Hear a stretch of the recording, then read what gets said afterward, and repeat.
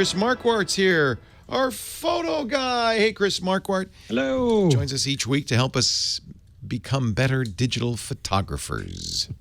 And it doesn't have to be with a fancy camera. It could be with a camera phone. So, superpowers, hey? Well, I've thought about this. You've most likely seen like a beautiful panorama or a great HDR or some panning shots where you move the camera or amazing pictures of the sun or the moon, the stars or lightning. And I thought to make this into a little series, photographic superpowers. So I want to go into all of these different topics and explain how they're done. And then you can do them too. Cool. Sounds good? Yep. Give me a photographic superpower. Let's start with the first one. Well, it's kind of a week too late, but let's talk about fireworks. Oh, yeah. Beautiful I tried. Photos. You've probably by now seen a lot of them in your Instagram, in your news and everywhere you look. So let's get this started. Fireworks are, of course, the realm of the tripod. So you want the camera on something that doesn't move because you will need to expose for, it's a gut feel, about 10 seconds. So you want to be ready before the firework goes up. Then you want to expose. And then when the firework's done, you want to stop exposing. That's kind of how you do this. Now, it's a bit scary, but you have to go into manual. You have to set your camera to the M mode, which means the camera will be. You will be completely in charge. The camera won't try to do anything automatic for you. And that's important because if you try to do this in automatic, you're going to fail. It's not going to work. So set your camera to manual mode, set it on a tripod, get a remote release, kind of a cable release, maybe even an infrared release, something that lets you trip the shutter without you having to touch the camera, because then you would move it and that would give you, could possibly with fireworks actually give you interesting effects. I've seen people who moved the camera while firework was going off, and that was cool looking, but it's not a controlled thing, so you will have to play with that. So shutter open, long exposures, use a remote release. Now, determining that shutter speed is, it takes a bit of trial and error, so read up online. There's lots of sources, but a good starting point is 10 seconds, an aperture of f11 and ISO 100. That's kind of a starting value. And then check on the back of your camera if that works or if it doesn't, and adjust accordingly. Now, the release is manual, the exposure is manual, but there are another few parameters that you want manual too. There's manual focus, because the camera will have a hard time focusing in the night, because it needs something to focus on, and if there's nothing, it's a bit of a tough thing. So I've had that want to set your camera on. Pulses the focus.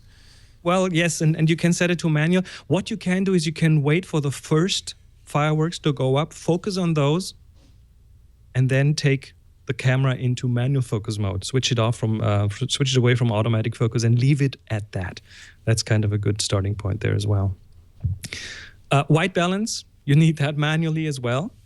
Well, you don't need to, but it's kind of nicer if you do. If you have a camera that you can set to what we call Kelvin settings, 3600 Kelvin, that's a good spot to be on. 3200 to 3600 will result in quite pleasing colors from the fireworks. And here's one really important one. This is really important. Set the display of your camera to its lowest possible brightness. You know, when you shoot during sunlight, you shoot during the day, you have the display blasted you because it has to. When you do the same thing at night, it will still blast at you, and it will give you a false sense of brightness. So it will just be too bright for the night. Set it to the lowest brightness possible, and this way you can kind of trust it. Still, it would help if you learn to read a histogram, but this is a good starting point. Set the display to lowest brightness, and then expose. If you don't want to time this with a remote release, what you can also do is open that shutter for longer. Like if you have a remote release that you can actually lock in place, so you can open the shutter and leave it open for a few minutes, because here's the trick how to get more than just one of these firework displays into your shot: by opening the shutter and then holding a hat in front of the lens. And whenever a rocket goes up, some fireworks go up, you lift the hat away from the camera, and when it's done, put the hat back in front of it. And this way you can get 3, 4, 5 of those displays into one shot. You can also do this in post-production, by the way. You can also use something like Photoshop or Affinity Photo and other photo tools and kind of stack those on top of each other. So you would have 2 different photos, one with the fireworks in the left and one in the right, and put them into one photo. And it's a bit of cheating, but it will make for a more impressive photo. You don't have to tell anybody you did it. Well, and I would bet that a certain percentage of the fireworks displays and the fireworks photos that you find out there they do that, yeah, are probably done that way. So it's pretty easy when you start doing it. It sounds daunting. So everyone who wants to listen to this again, I think you put this online so everyone can check back and try these things out. Next time there's a firework. Well, the nice thing about fireworks, at least in the U.S., is there's a fireworks display around the corner all the time. It seems like used to be it was just on the 4th of July.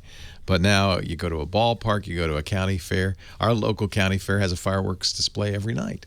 So by the way, it also helps to get there early so you can actually check out where the fireworks going up. So get there early just to get a bit of an idea where the fireworks going to rise into the sky. Because if you're in the wrong spot, that's another thing. If you do want to compose these, not just the fireworks, but maybe include some foreground elements, some landscapes, some buildings, some landmarks, that will certainly make this a more compelling picture. The tripod's a very good tip. I think that's important. Tripod or beanbag or something that lets you fix the camera in it. Yeah. I have to say, one of the advantages of digital photography is that you can always see, and I'm sad to say, I spent a lot of time at my 4th of July fireworks looking at the back of my camera. Did I get that one? No. So you can experiment. You get a better idea of what you're getting. You can at least see it right away. That's kind of nice. Imagine those poor pioneers who had to use film and wouldn't know what that image was going to look like for another week. Well, I would argue they were probably the better photographers because they had to learn what they were doing, and they had to be able to nail it on the spot without knowing what would come out. So no second chance. I think film photography makes you a bit more thorough in this respect. Yeah, I think you're right. Chris Marquardt is our photographic guru. We follow him. He's our sensei. And you can find out more at his website, Discover the Top Floor. He does workshops. There's lots of images there. He's got a great book on film photography. Not too late to get that. And he's given us an assignment. And anybody could participate. You don't need, like I said, you don't need a fancy camera. You can use your smartphone. What are we taking pictures of this month? The current assignment is slow. Slow. Slow. Slow. Whatever that might mean to you. Very slow. Yeah, whatever that word or concept means, illustrate it with your picture. Now, what do you do with that picture? Well, you can upload one a week to our Tech Guy group. It's on Flickr. So Flickr is a great, if you're interested in getting to be a better photographer, Flickr is a great resource because you can post pictures there, ask for comments. There's a lot of activity, a lot of photo sharing. It's free too, so FLICKR.com. The Tech Guy group, you'll know you're there when there's like 10,000 plus members, lots of photos. Renee Silverman, our moderator. Tag your image with the word slow, put it up there, and in a couple of weeks, Chris will pick 3 photos to honor with the Chris Marquardt Prize of Excellence. Thanks, Chris. We'll see you next time. Absolutely. Leo Laporte, the Tech Guy. More calls right after this.